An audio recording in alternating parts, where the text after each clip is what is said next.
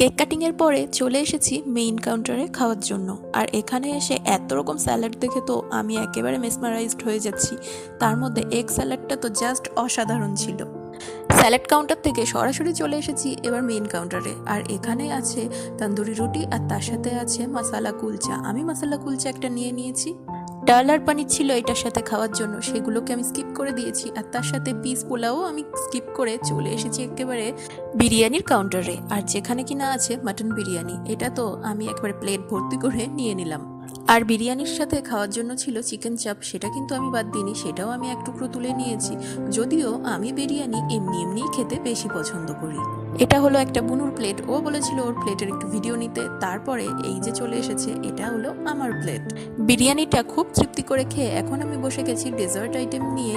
আর শর্টসটাকে আমি এখানেই শেষ করছি। ভালো লাগলে একটা লাইক, শেয়ার আর সাবস্ক্রাইব করতে